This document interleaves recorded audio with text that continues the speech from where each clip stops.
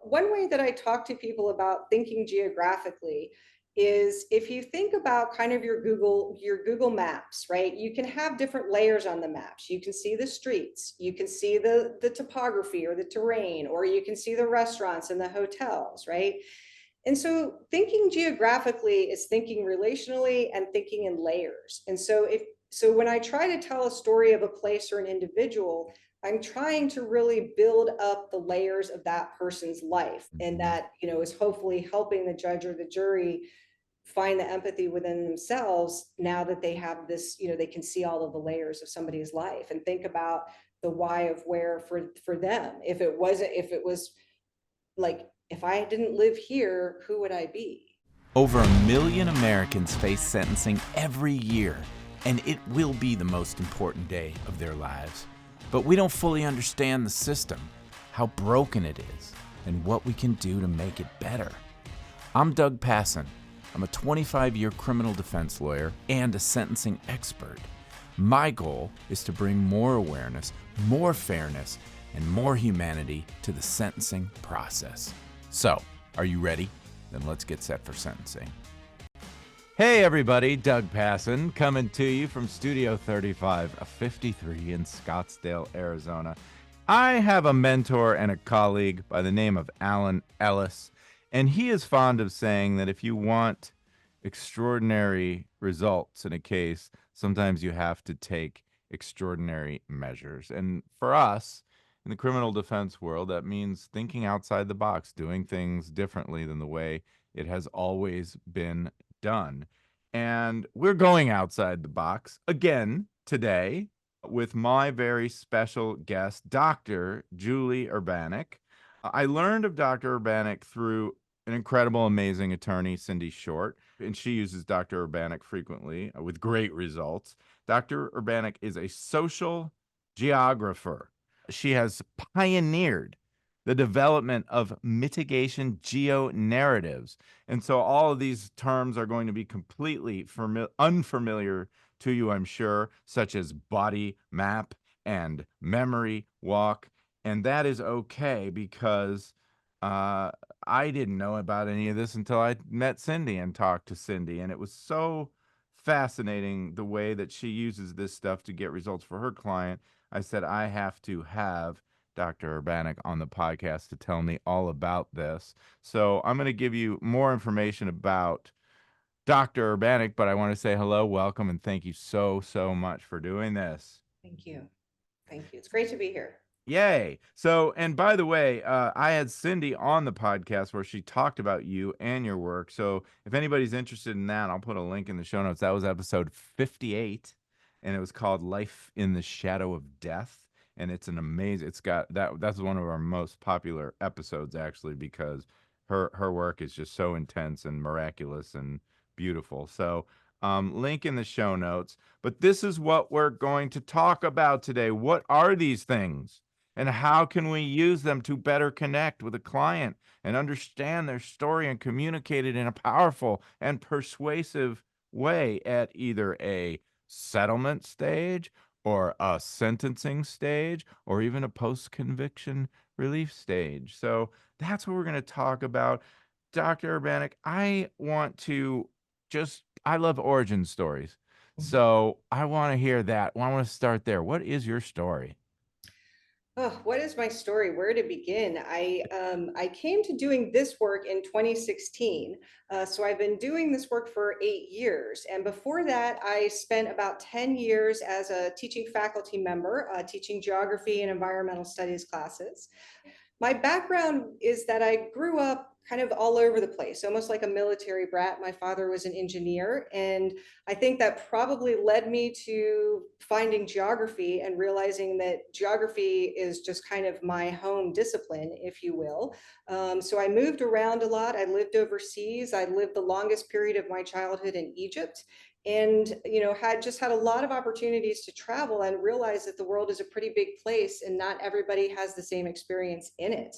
And ultimately I did my undergraduate work in history, big history fan, And then that led me into gender studies. And then I discovered that geography was still a thing. And so basically my academic career has really been trying to understand how the world works and how we experience it, and what does it mean to us in a variety of different ways.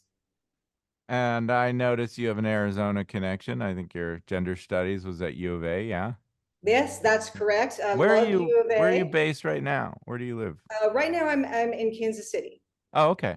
Yeah. Yeah, so go U of A, and you got your PhD in geography. You're also an award-winning teacher, author, and researcher. You've done work on capital, non-capital, military, and Miller cases. We'll talk about that too. But I guess what's most interesting to me is I took we all took geography in high school or whatever. It's a lot of maps, and this country is there and everything else. How do you get from geography to criminal defense?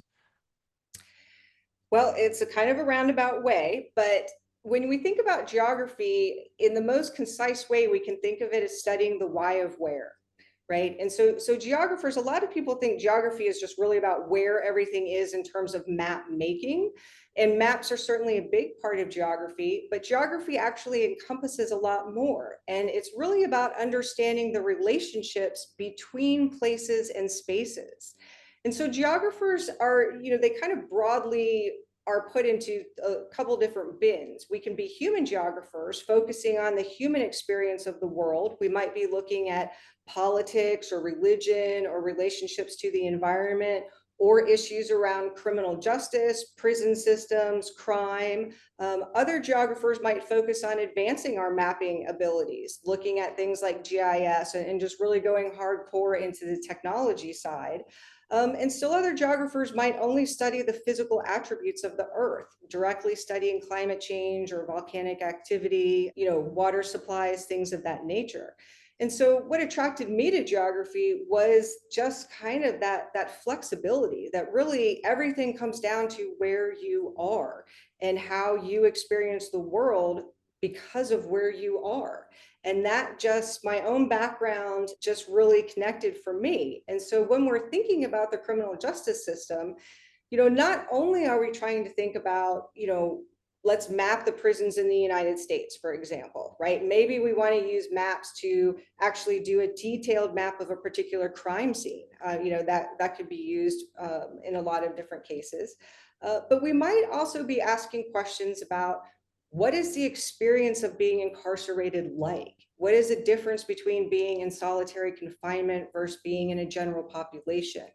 Or what life experiences would lead somebody to make the choice to participate in criminal activity? And so those are getting much more into questions of experiential questions about how do we move through our daily life? Where are we allowed to move? What restricts us from doing things that other people might freely do? And so when we think about crime, criminal activity, people's life choices, as a geographer, it's all rooted in the places that you come from. And how many different places did you up in? What were those places like? Not only your home, but we're talking about your schools, your block, your neighborhood, your state, your country in some cases, right? Um, This is so fascinating. And it's a perfect example of you come from this very specialized discipline, and it's a lens that you can take it and point it over here to what we do and see things completely differently, and the things that we would look at a case in a way that we would never even begin to look at it. This concept of the why of where is amazing. I love that phrase. yeah, That might be the title to the podcast. Now, I should have said this up front, but if you're listening, like podcast, just audio, this is one of those many episodes because I'm all about the visuals, right? But this is one of those episodes that you might be well served to go over to the YouTubes because we're going to get into some of Dr. Urbanik's work.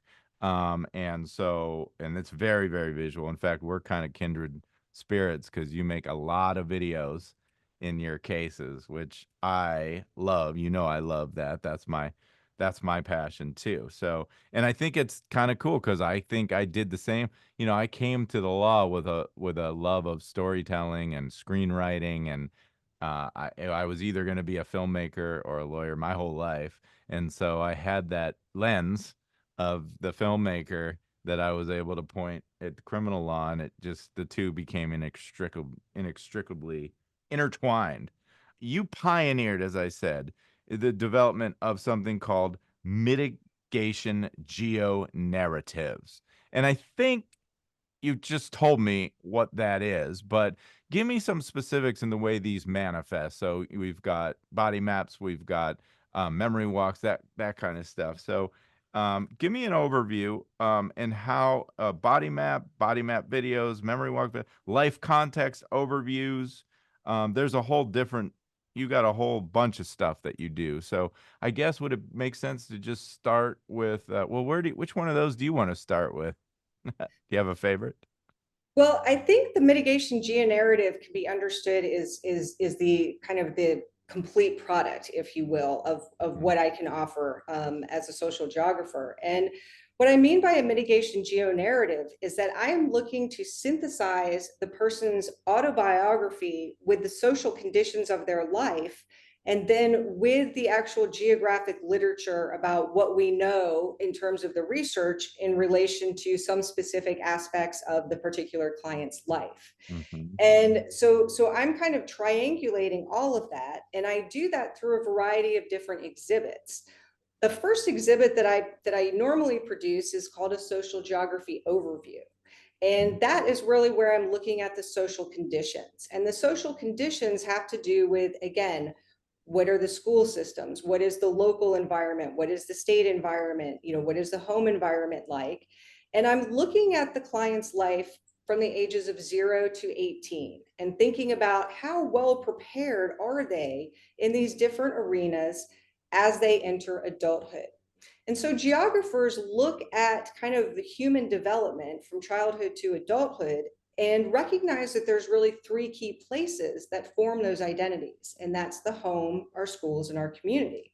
And so when I was first learning about this work, it was great because the Department of Justice's risk and protective factors also kind of coordinate themselves with what's going on in the home, what's going on in the schools, and what's going on in the community. And all of their research, they have a very nice list of what we know about what puts somebody at higher risk for involvement in the criminal justice system or helps protect them from it.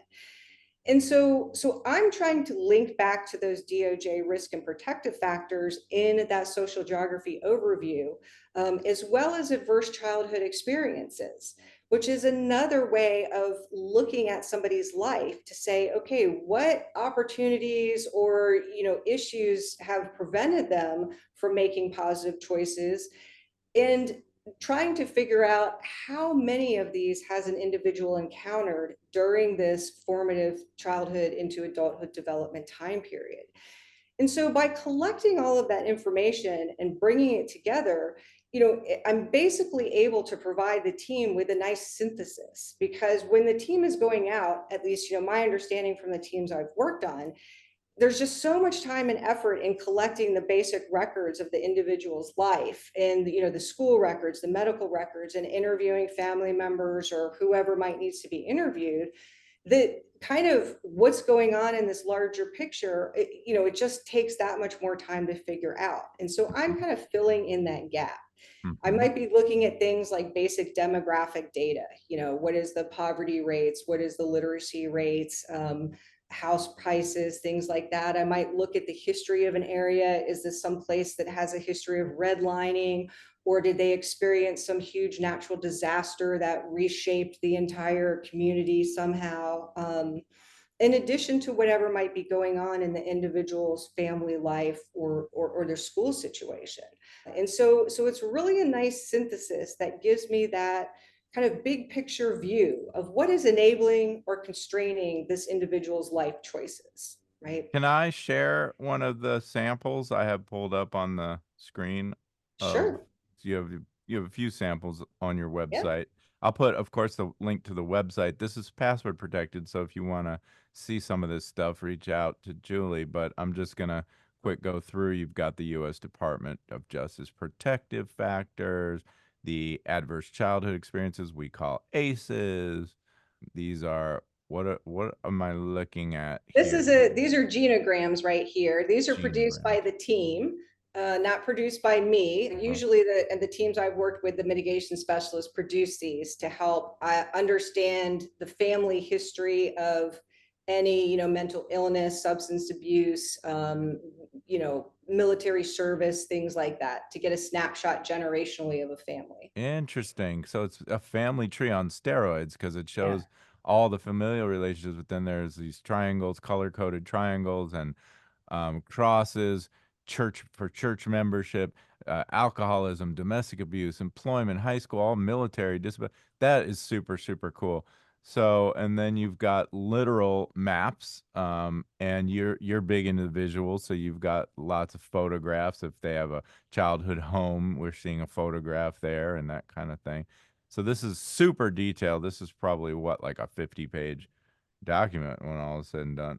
A Yeah, well, 35-page again, it document. depends on the individual, but from this, we're able to kind of come back to these risk factors and these ACEs and use and demonstrate what was enabling or constraining this individual's life choices over time.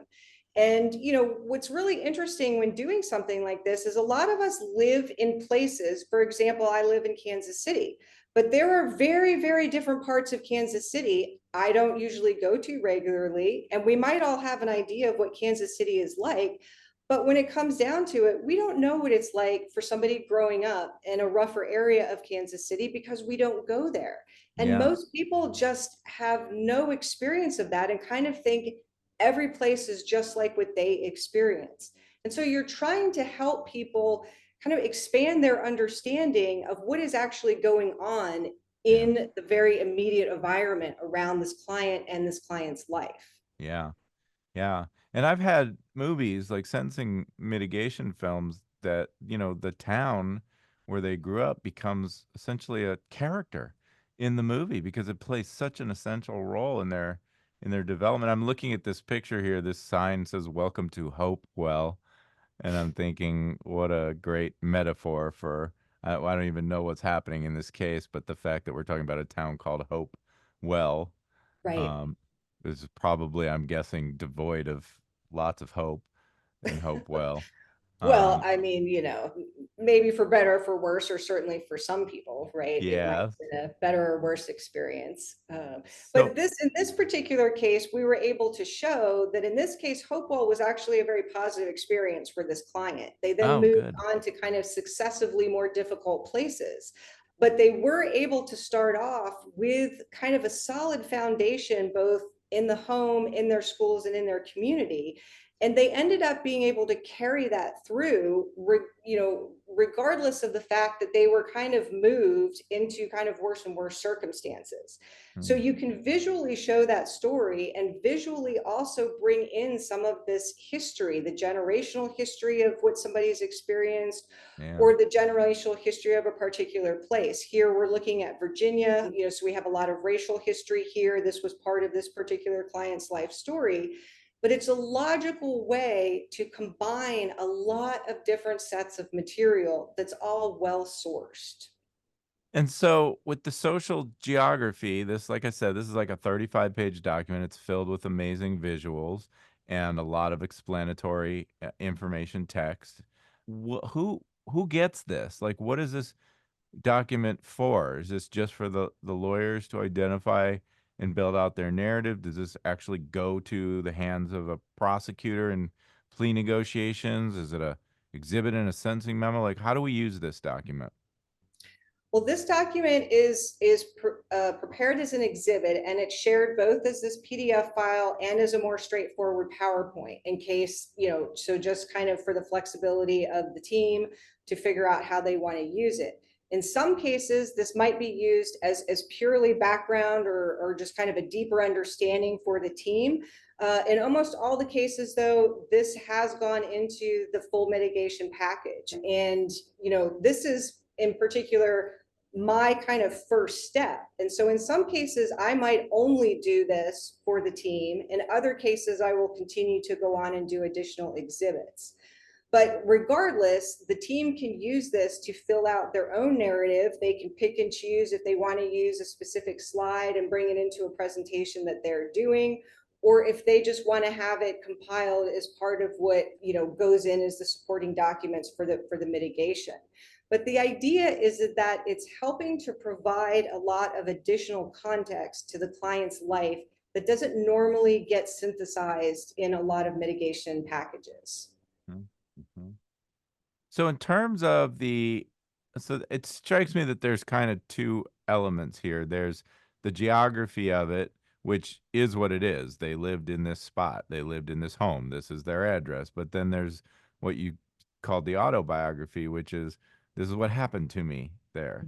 This is my life in this place, that place, and the other. And correct me if I'm wrong.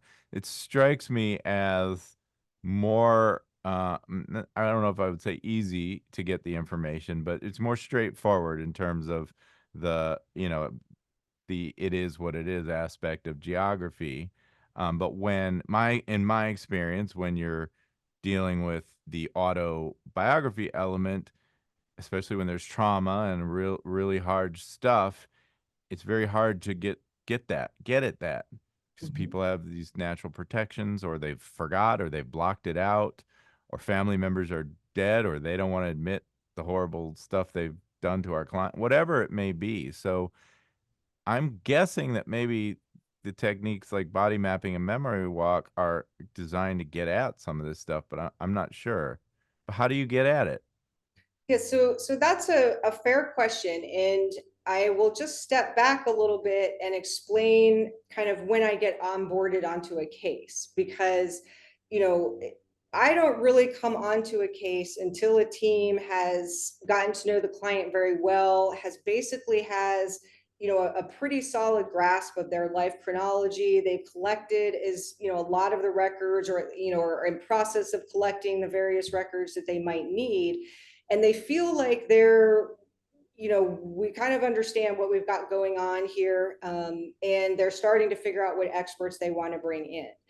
And so they decide, okay, we do want to bring in a geographer because we do have some interesting things going on with, maybe the client has moved around a lot. Maybe they just, know that this particular location has a lot of issues that we can address in particular ways. So, I come in at the point where the client has already been able to tell a lot of their story. They've determined, okay, is this person, do we need to get a psych eval? Do we need some of those kind of specialists to come in?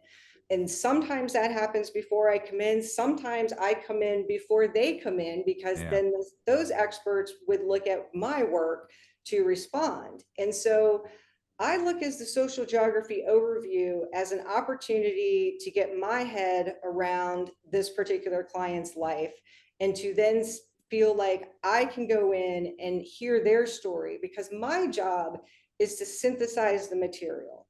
And I'm not, evaluating or diagnosing or doing anything like that. I'm synthesizing the material. And if I can come in and use multiple data points to then talk to the individual, we have an opportunity to triangulate all of that information and to say what the individual is telling as their autobiography is reinforced not only by some of the life records or family interviews we might be doing, but it's also reinforced by what we know from the literatures on, if you move 15 times from the ages of 0 to 5, you're probably going to have a hard time with things. Or if you're bullied in school for 6 years, or, Yeah. whatever it might be, we can look into that and we can say, this is what we know about the record of this. In the state of Alabama, 30% of kids experience bullying in school. That is not a true statistic. I just said that, right? But then we can say we know the statistic is real, so what does it actually look like for an individual to describe that? And that's where we move into the autobiography part, where we get to, how has this person experienced these things in their life that have enabled or constrained their choices? right? Mhm. So we're dialoguing the different sets of data in a variety of ways. Awesome. So what is a body map and when would you use that in a case? Well, the body map would be, basically my second big exhibit that I would produce. And so a body map itself is an arts-based research technique. And it is basically, you have a sheet of paper and you have an outline of a body, and people draw symbols on their body map to tell their life story or whatever particular story you might be interested in having them tell. Mhm. And so this is a really great technique because it's an opportunity for individuals to kind of use all the communication skills they have. You don't have to be an artist in any way, shape, or form to do something like this. I am by no means an artist to draw. I mean, I can barely draw stick figures, right? And I draw that with clients and show them that this is what it looks like. But through the process of talking with them, telling stories with them, coming up with symbols, them choosing those symbols of what to draw, they're making the choice to put together the story of their autobiography, which in many cases I've found, clients' lives are just really in survival mode and they've never actually sat down and reflected on their life in a way that I've had the opportunity to do at times, right? So this might be the first time where they said, wow, I didn't ever think that my parents' divorce had that big of an impact on me, and that's exactly when I started having trouble in school, or whatever it might be. And so for them going through that process, you're helping them show that they have the capacity to communicate their own experiences. How self-aware are they? Right? We're creating something that's very personalized that they are doing. We're not going in and just evaluating them and extracting information from them. Yeah. We are helping them facilitating, I'm helping them to facilitate their story, right? Mhm. Which I then take back and put together with all my other materials. So they don't ever see the social geography overview, or my final report Yeah. or anything like that. So we do the body map, which is a whole process in and of itself. And I then create a video from that body map. And basically it's, we have a formal interview where we record the client talking about the body map, and I use that as the narration. And we have images of the body map, maybe images, childhood pictures, pictures of schools or houses, Yeah. really any kind of visuals we can kind of montage in there to help build We that should story out. pull some up and show our folks what we're talking about. But it does remind me, it's really interesting because the last podcast I did, a two-part episode, was on psychodrama and psychodramatic action techniques. And so the one we focused on was called a social atom, and I don't know if you were familiar with that, but it's got some similarities in terms of mapping out. It's not a diagram of a person; it's just a diagram of you in relation. It's very geographical, actually. It's you in relation to all the things and people in your life. But the very idea of psychodrama is this idea, I think, of sort of stepping out of yourself and assuming a role of an other talking to you or looking at you so you can have a more distant, a more objective view of your own life and in your own story. And it seems to me that body map is really a manifestation of that. Now you've got this representation, this outline of a body on a paper, Mhm. and that's you. And and there's some separation between in this process, which is really cool. So, do you have anything pulled up over there, or should I pull? I do have, well, I can just kind of, I'll see how well it shows up on the screen here. Okay, I because I can put a screen couple of, share one. Oh, you make a yeah, well, big I was one. just going to hold one up to see how big it is. Nice. I don't know if my screen will focus, but it's basically, hold on, I'm not doing a very good job of this, but it's about a 16 by 20 piece of paper here that they draw on. I do have some post-it notes just because there are personal names on there that I just wanted to remove. But this Uh-huh. is a particular client's body map telling the story of their life. And Wow. this is just, for example, a different one. Every one of these comes out very uniquely because Wow. This is, I realize this is all blurry, but again, this partly these, some of these are in my paper and I'm happy to share these. I have a couple others I can share with my screen if you want me to kind of call them up Yeah. and So talk yeah, about. just so the audience knows, Dr. Urbanik did a paper published, peer review published paper on this, and she is kind enough to share the link with us. So there's a direct link in the show notes that you can click on and get the whole explanation of this, and it's chock full of examples of body maps that you can look at. But here we are pulling some up on the screen right now too. Right. Wow, that's so interesting.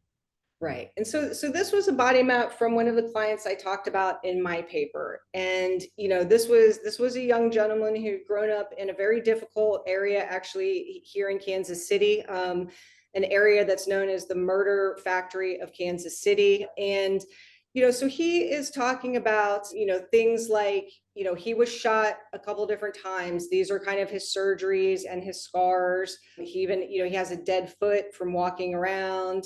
He's talking about he's using symbols to compare his time as a juvenile in juvenile detention versus prison versus what's gonna happen to him when he gets sentenced.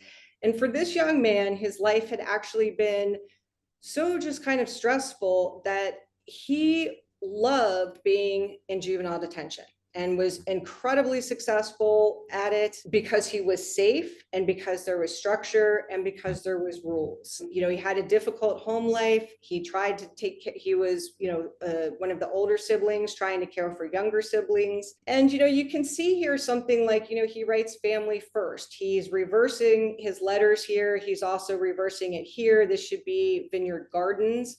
And this was kind of an undiagnosed, probably a dyslexia or something that had never been diagnosed that, Yeah. hadn't really come up before.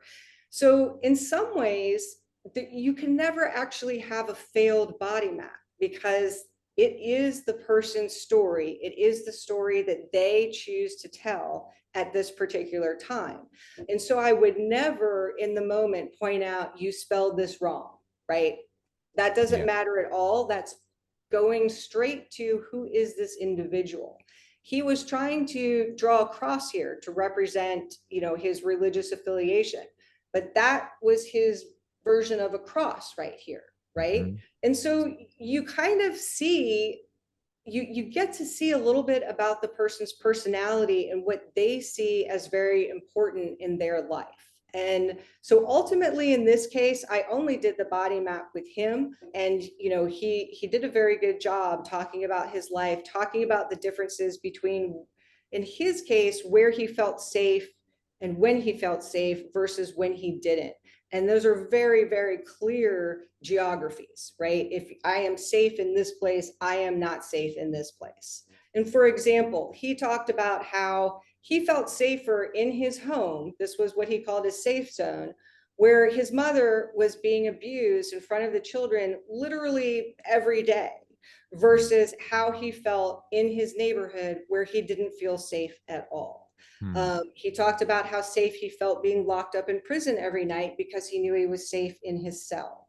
And Hmm. so you really get a feel for how an individual has experienced these things in their life when they are using these symbols and telling the stories around them. So there's a couple of heart images where his heart is, and one is a heart. It looks like one is maybe a broken heart. My question is, how are you pulling this information out? Are you just letting, kind of winding them up and letting them go and telling you everything, or are you directing the questions about, please explain what this heart is, or what is this shape above your head that ends up being a cross, that kind of thing? Right. So the process for doing the body map, which actually, can take anywhere really from 2 to 3 days to do this process, because there's a lot of facilitation, there's a lot of rapport building on the front end to be able to help the individual feel comfortable and understand what's happening and what we're trying to ask them to do. When Yeah. somebody walks in and puts down a bunch of markers and a giant piece of paper in front of you, it's pretty intimidating. So the process that I use is again, I've read a lot of stuff in their file. I have a lot of background information that they don't really, they just don't know how much I have, right? But I have a lot of background information that I go in with, and I start off with just kind of what I call kind of your personal identity matrix, which is just kind of what are your basic kind of identities, like what is your political affiliation, like did you grow up, what kind of music did you like growing up, did you have any health issues growing up? Even though I kind of already know some of these things, it's just a way of rapport building and just a way to have them get comfortable. Mhm. So then we move through a process where we focus on different areas. And for the facilitating part, where the individual is drawing the body map, like this is just nothing is recorded. Like this is just all facilitative. And so I might say, how would you describe your personality? Right now is who you are. So they say, oh, I'm really funny, or I'm introverted, or I'm a nice guy, whatever it is. Okay, great. How would you symbolize being a nice guy? Maybe that could be a heart for somebody, or for somebody else they might think of a sun, a funny guy, a smiley face, these different things. So you're talking with them about these different categories, hearing their stories and asking them to pick what's important and to figure out what the symbols are. So it's very, very iterative in this part. Who is this for? This would be another exhibit that can be used as part of the mitigation package. Again, the video would go along with this. And oftentimes when they use this, they tend to use my work, it seems, more at the end of the mitigation, if they're going to have me testify or something like that, because it is very synthesized. And Yeah. so what we're able to do is kind of provide that information, the social condition information, and then bring in his story. In this case, it's a he. And then I can talk about some of the geography around it and how geographers would think about safe places versus not safe places, or what do we know about, young men growing up in difficult areas of urban environments and things like that. And so you're also using this to give voice to the client themselves, right? And to help find a way for a judge or a jury, depending on who it might be, to connect with the client as a whole person who has this whole life history and all of these different experiences behind them. And it's a very different way of looking at somebody's life story than reading that chronology, pages and pages of a chronology, which is essential to understand, the mitigation story, but it's not as exciting or eye-catching as something like this, Yeah. right?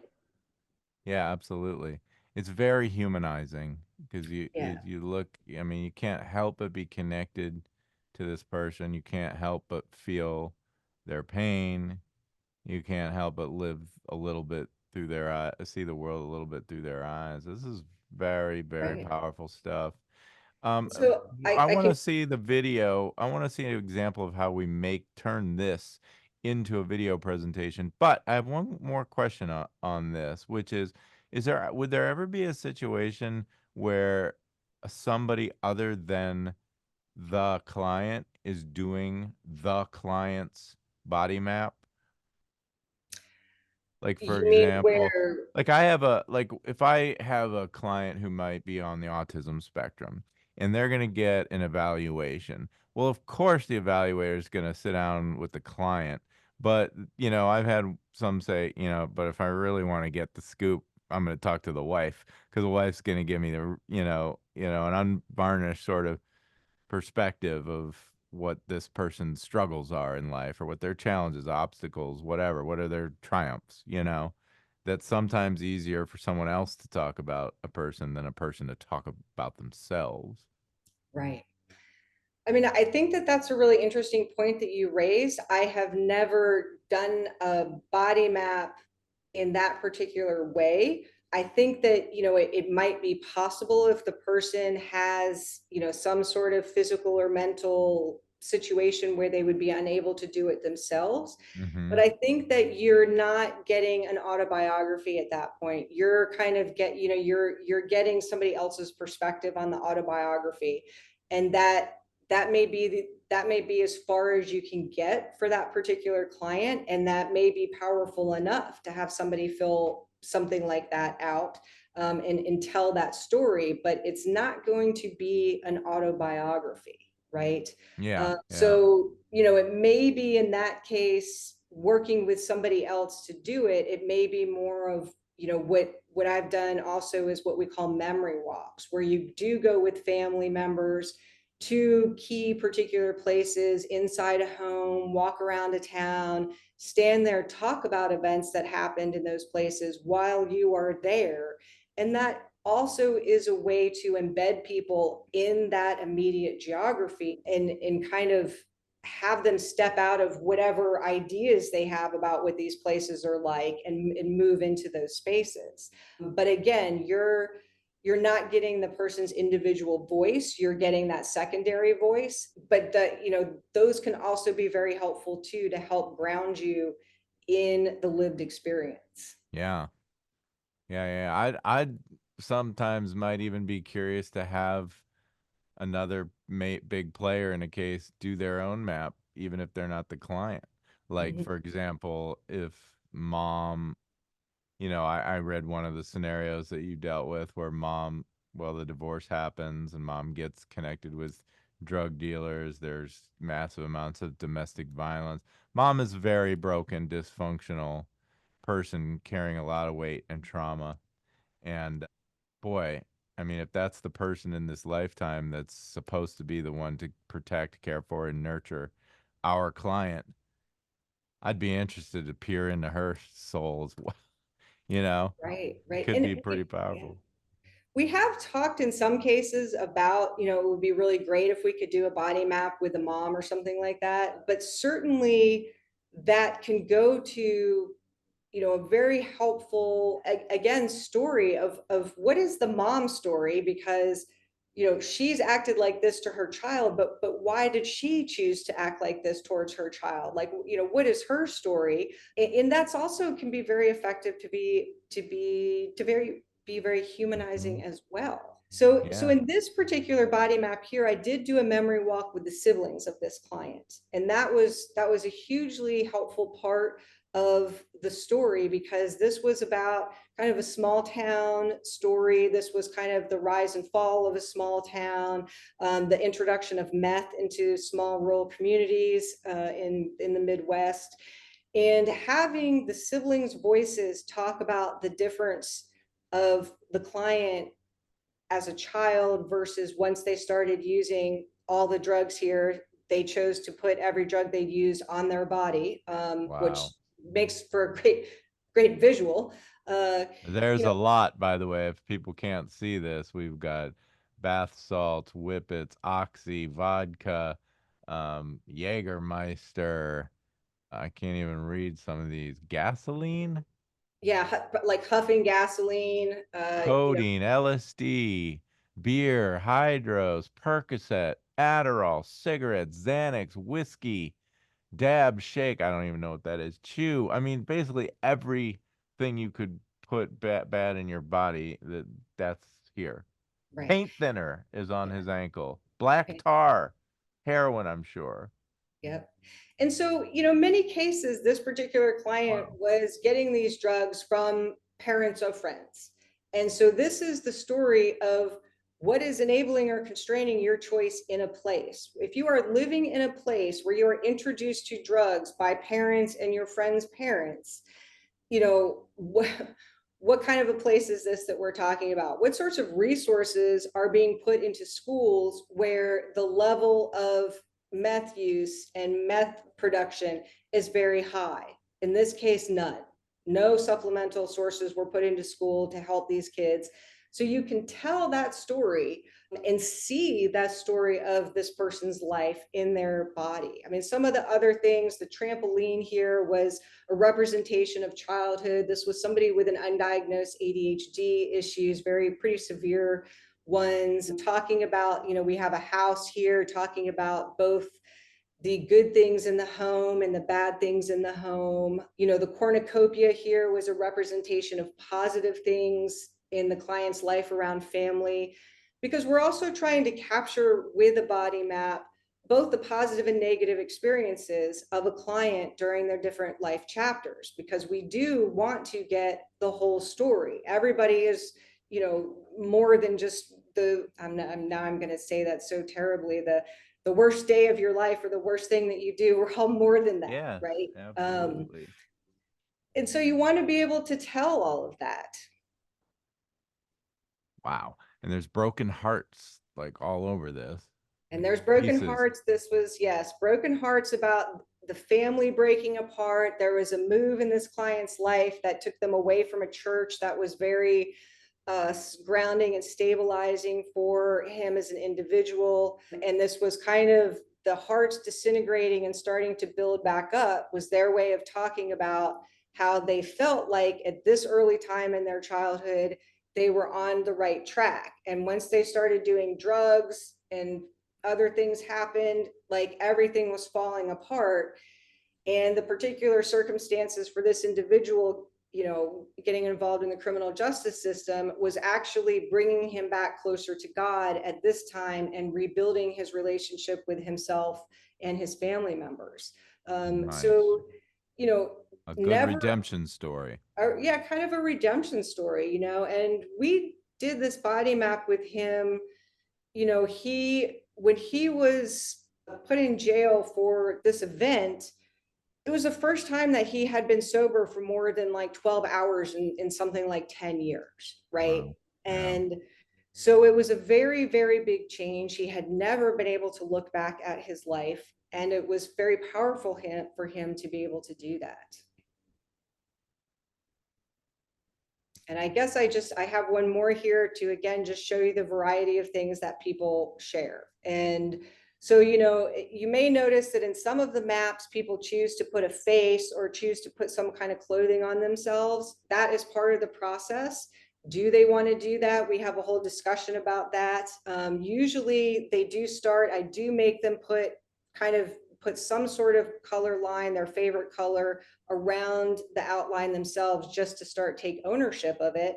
But some people don't want to put faces on themselves. Other people are very meticulous. They want to have Mm. their eyes, they want clothing, they don't like standing there naked, Yeah. kind of Yeah. thing. This had a very big heart thing. They felt like they were born with a very good heart, and they experienced kind of all of the black side here: abuse, abandonment, neglect, being alone, that it like broke their heart. And then they had life experiences on the right in the red that was really rebuilding their heart and kind of faith in the world. And that's a very effective visual Yeah. to do something like that. The help me right here in the center was an experience of a sexual assault Right. that was never, the police never really dealt with in this person's particular case. On the right Right. hand side here, we have some discussion of what things were like when they were locked up in juvie versus being at home versus being homeless.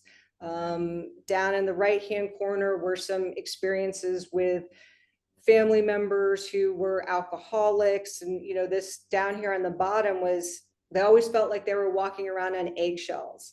And we Wow. said, eggshells, that's a perfect representation of what your experience in the home was.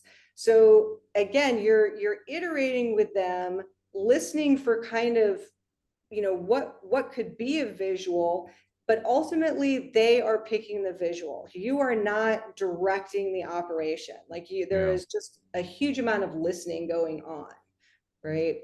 Right. So tell me about color. I'm sorry if I miss this, but there's lots of different colors here. Is that just at their own, whatever color they want, or do you say this color, use this color for this or that color for that?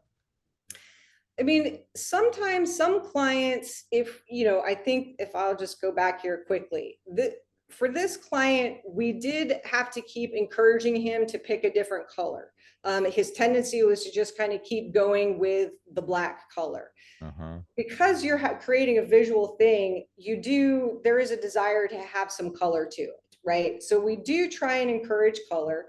but I'm also not going to force people. I have had body maps where people refuse to draw things. They only wanted to write words. And ultimately, in the moment, I had to say, okay, this is how the person is choosing to tell their story. It's not my job to interfere with that. They've been presented with all of the options. So it was a very plain body map. But something like this or something like this, because again, it's visual, you kind of do like to have the color. And Yeah. so we encourage it. And even in some cases, they are directly choosing the color. So for example, on the left here, there's kind of this road of a Y. One side is black and one side is this goldy color.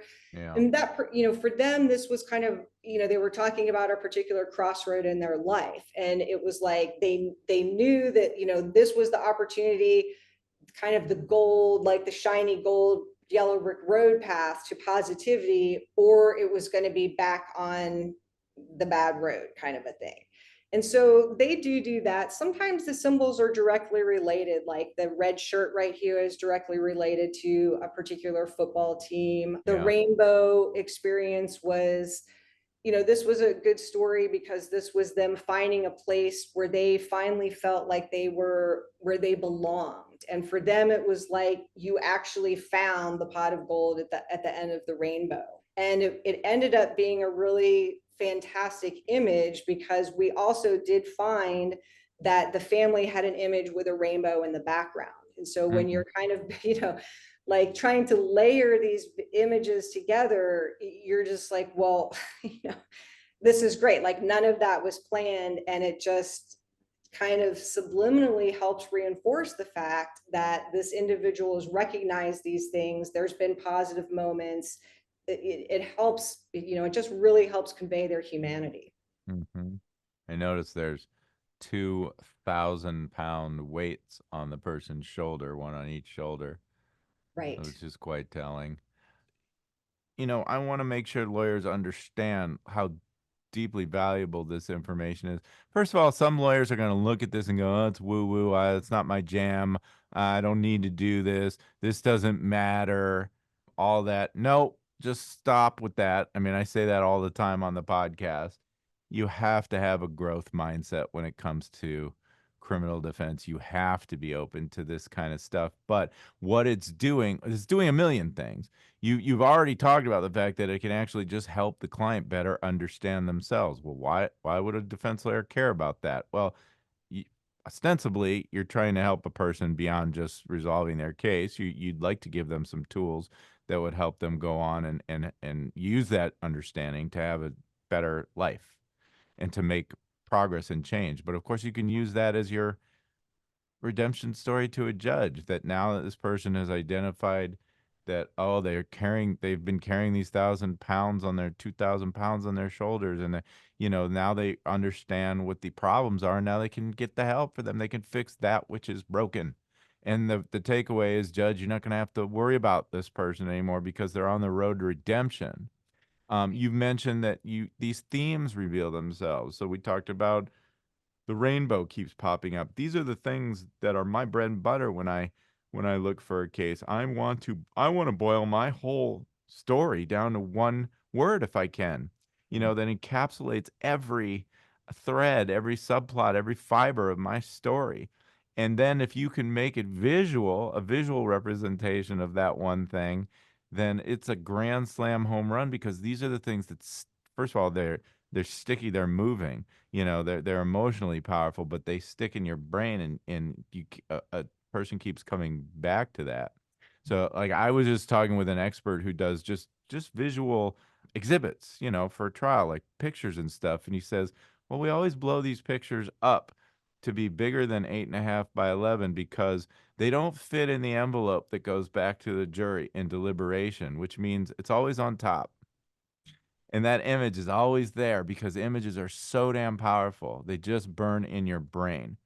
And so to reveal these themes, to help us understand, oh my gosh, there's trauma here and I haven't gotten a therapist, I haven't gotten a trauma specialist on board to do an evaluation. I need to do X, Y, and Z. Or, they didn't graduate high school. I didn't know that. Let's get those records.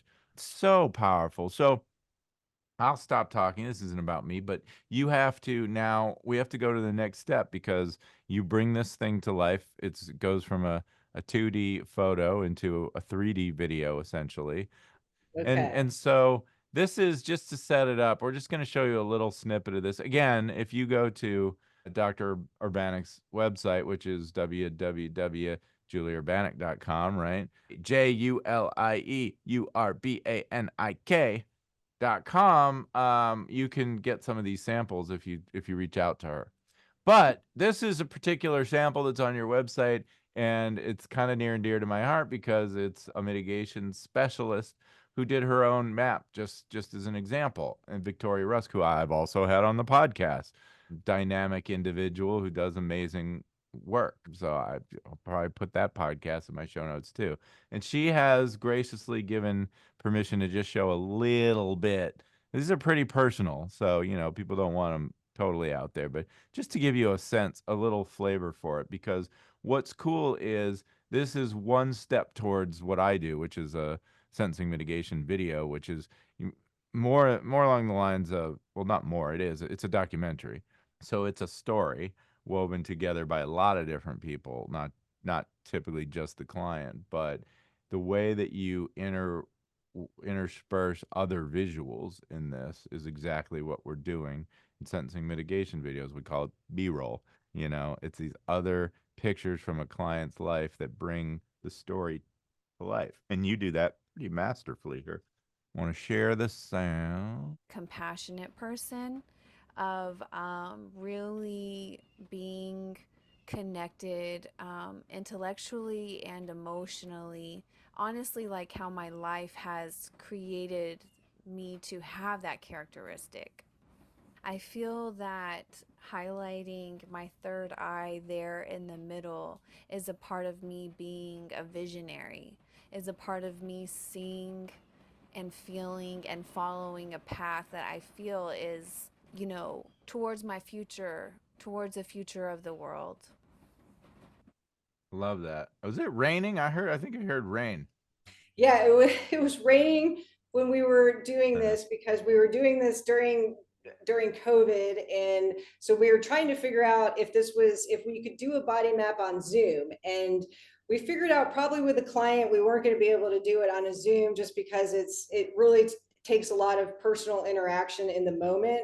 For Victoria and I to do it, I mean, she obviously did an amazing job and created a beautiful map, but she is just more has much more capacity to understand the point of doing all of this, right? mm-hmm. Yeah. So here's a little snippet.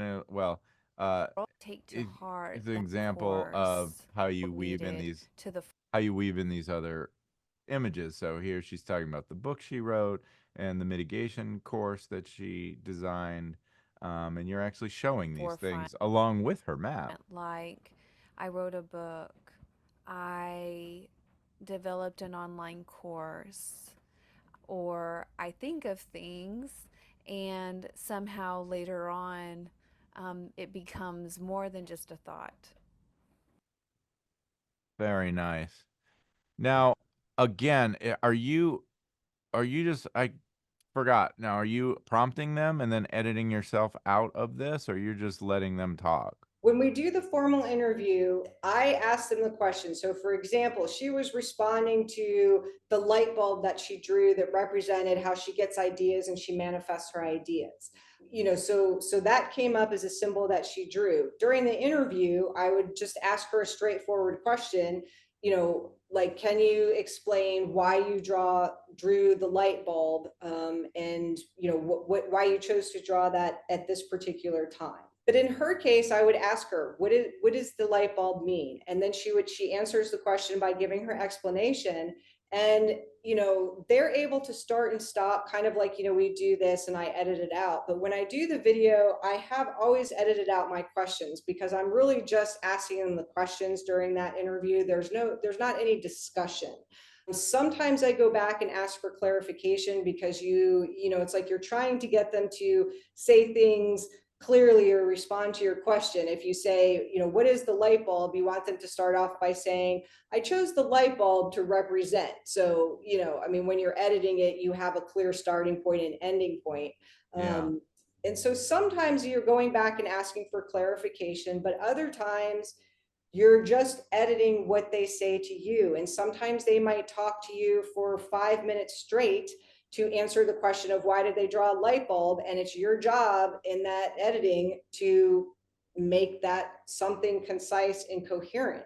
Yeah. So, editing is fascinating and fun, but it's just crazy. Some of the interviews I've done have ended up being 2.5 hours, 2 hours and 45 minutes. Yeah. And that's, literally 3 minutes of that is me asking the questions, right? Yeah. So it's a lot of editing down, and you're just, like you said, you're looking for what is the nugget here. What are the key stories? What are the key images? And you just listen and listen and listen for that, but it's all their words, right? So I'm not putting anything in there. I'll take out the ums, like I just Yeah. said sometimes. Yeah. So you do your own editing then?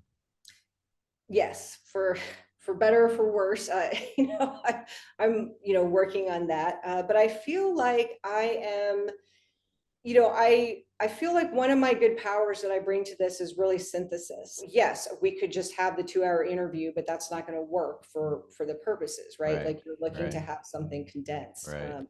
But I Well, do feel and like I have a good ear for those kinds of things, and that I do, convey. Like my job is to convey their story, and yeah, I feel very confident in the way that I'm able to do that with them.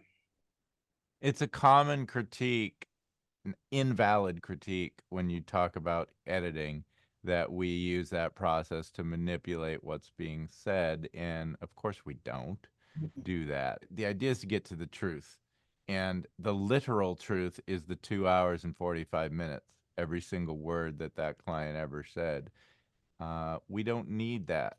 We need to get to the essence. We need to boil it down to its essence. Never taking anything out of context, never getting cute with Frankenbites and splicing words together. That's not how this works, ever.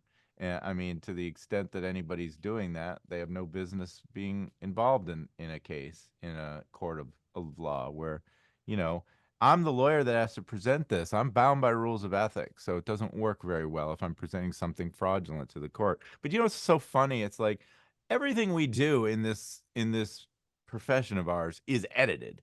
I'm not going to file a brief of the first draft of my 45-page brief. I'm going to move this here, move this, cut this, boil this down, whatever. And I can lie a lot easier in a pleading or a sentencing letter or something than I could ever do with somebody's interview in a piece of editing software.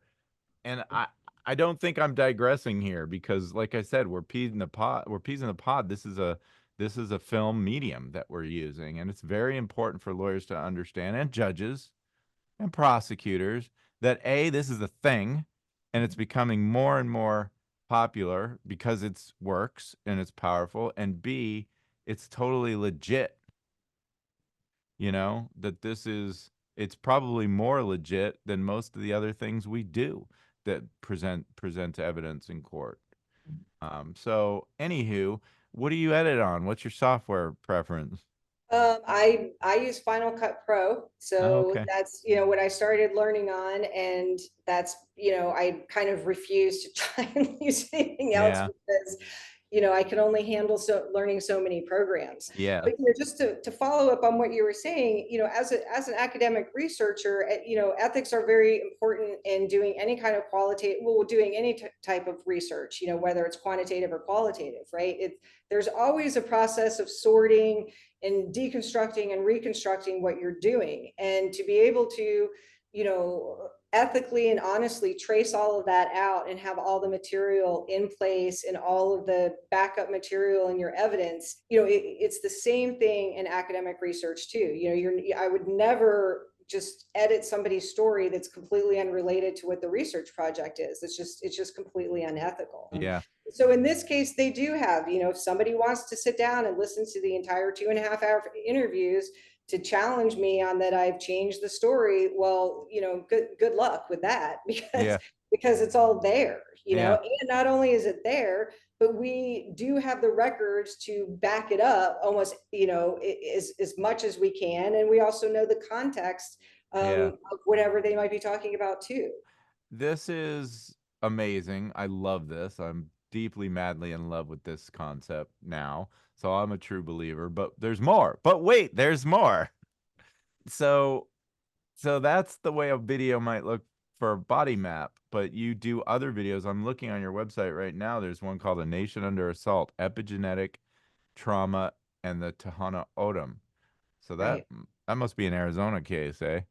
Yes, that was an Arizona case, and it was, I mean, I did live in Tucson for a very long time. I Uh-huh. do consider myself a desert rat, for sure. But in this particular case, I was asked to provide some context about the Tohono O'odham, who are Native Americans who live right on the border of Arizona. Their reservation actually spans Arizona and goes into Mexico, Yeah. and so they are facing a lot of issues just historically as Native Americans. They have a lot of the boarding school situations, they have the land grab situations.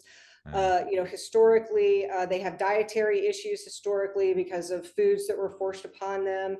They also are facing kind of crunch both from the Mexican drug dealers and human traffickers crossing the border, as well as the Border Patrol, federal and state policing agents. And so my job in that case was to try and condensely tell that story. And that was a challenge, but they showed it to the client that they were working with, and the client was just like, yes, this is all true, this is accurate. And I was charged with representing who are the Tohono people themselves, what are they facing with the Border Patrol, and what are they facing with the human and drug traffickers. And I mean, these particular people are really in the middle of some very violent and also some very surveillance militarized situations. Yep. I mean, having to go through checkpoints just to be able to go to the grocery store and take your kids to school, kind of a thing.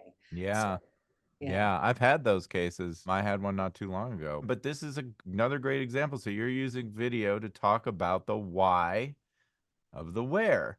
And in this Right. case, the where is the reservation. And these Right. are very, very powerful stories. And I just never thought of it in terms of the geography element. It's geography. Well, and I Yeah, it's think, all. one way that I talk to people about thinking geographically is if you think about kind of your Google Maps, right? You can have different layers on the maps. You can see the streets, you can see the topography or the terrain, or you can see the restaurants and the hotels, right?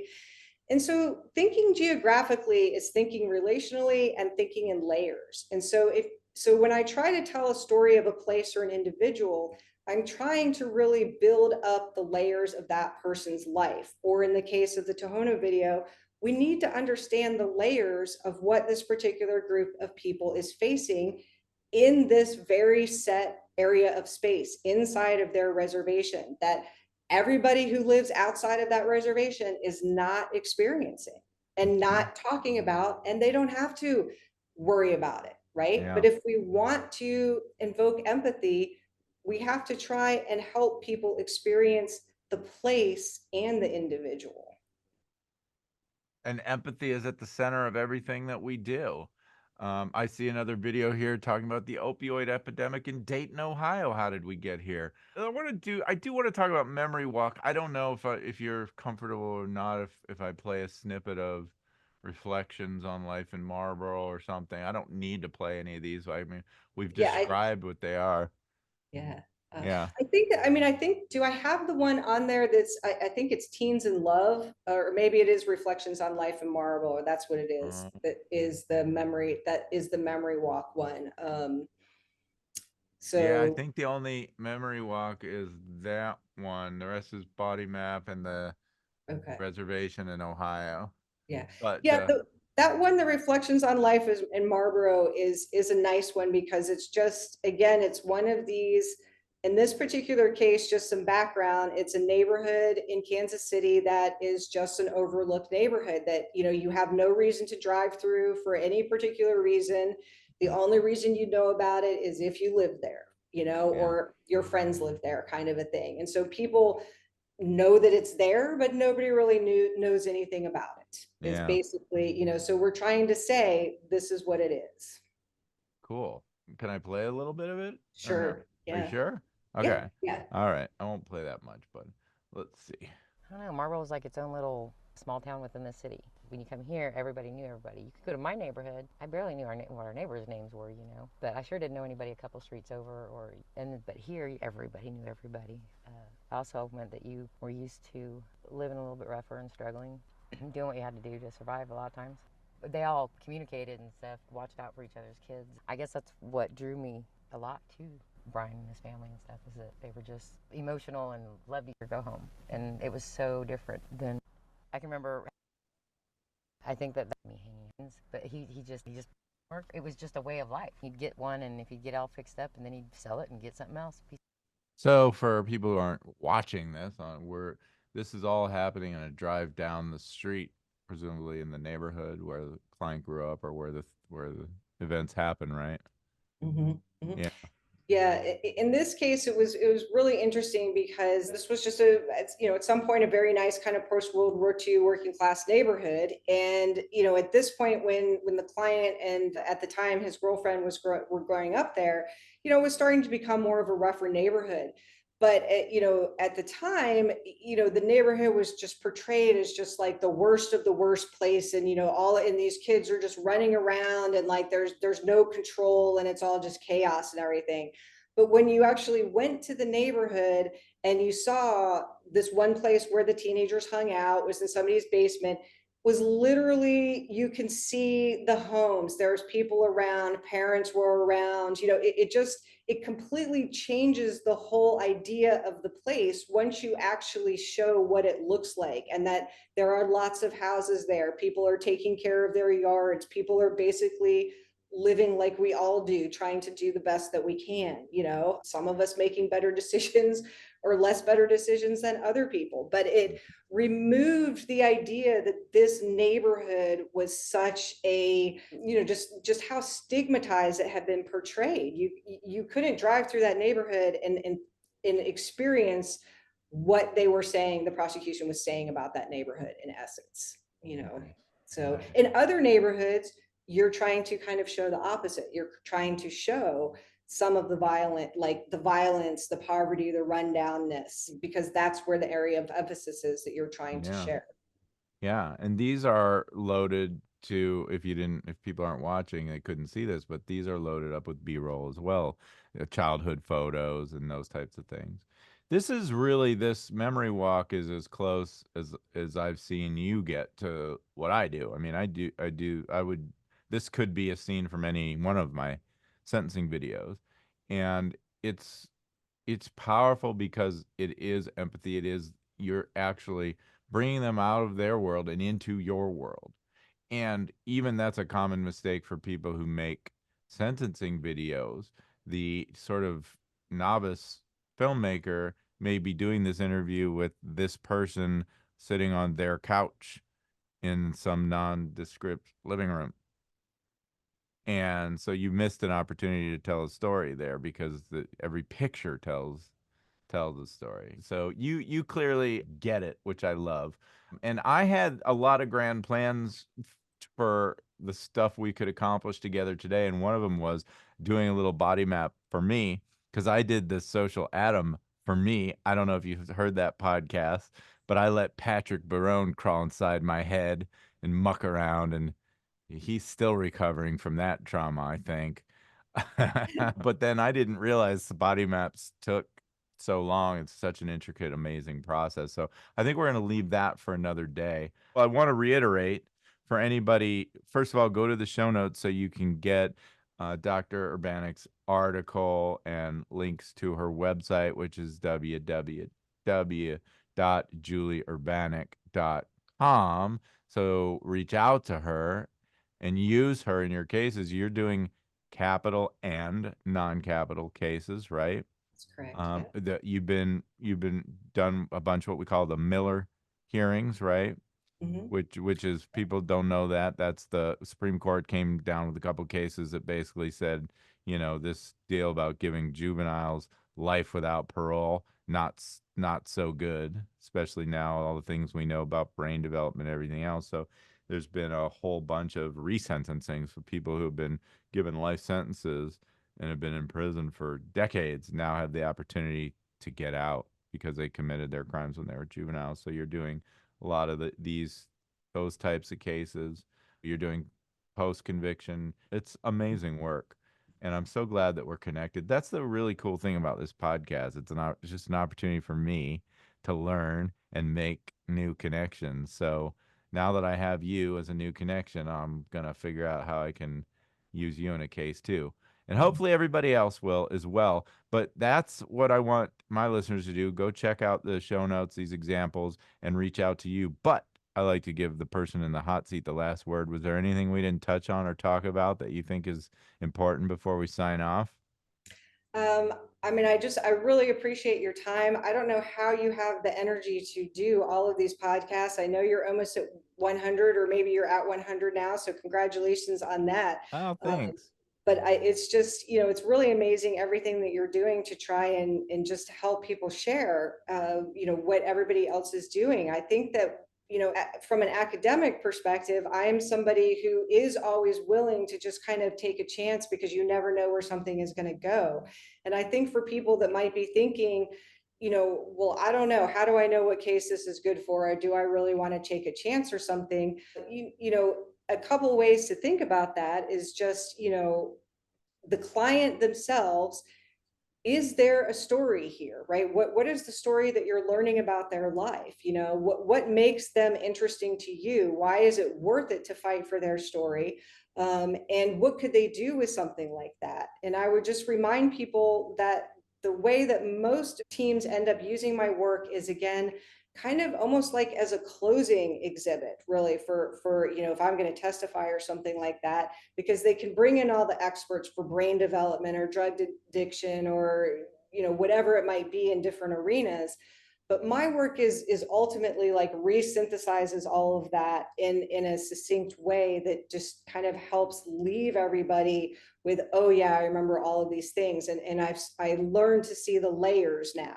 And that, is hopefully helping the judge or the jury find the empathy within themselves, now that they have this, they can see all of the layers of somebody's life and think about the why of where for them. If it was like, if I didn't live here, who would I be? Right? If I didn't have these parents, who would I be? If I hadn't lived in Egypt, who would I be? So there's a lot of opportunity here, and I'm happy to talk with people about it. Every one of our clients has a story. They really do. And, we just sometimes we get a little too busy or a little too wrapped up to take the time to figure out what it is. And you have the privilege of working with amazing attorneys like Cindy who get it, and they're doing massive amounts of development and mitigation up front. So they're probably coming to you with an armload of amazing information. But Yes. what I love to make sure lawyers get their arms around is that that's their responsibility, and it doesn't come at the end, it comes at the beginning. Like, we don't Right. just do, well, we pled, the guy pled and sentencing's next month. So what do you think we should do there? That's never going to be the way you get the result that you want.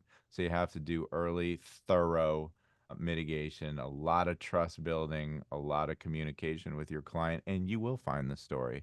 And then you'll call Julie to bring it to life in living color. Well, I mean, being able to work with Cindy and her team has been just absolutely phenomenal. I mean, it's an amazing group of women. And Cindy has just been an incredible mentor. And for her to, kind of, take a chance on doing this work has just sent me down a life path that I never imagined I would be on. Well, thank you again so much, and I know that we'll be talking again.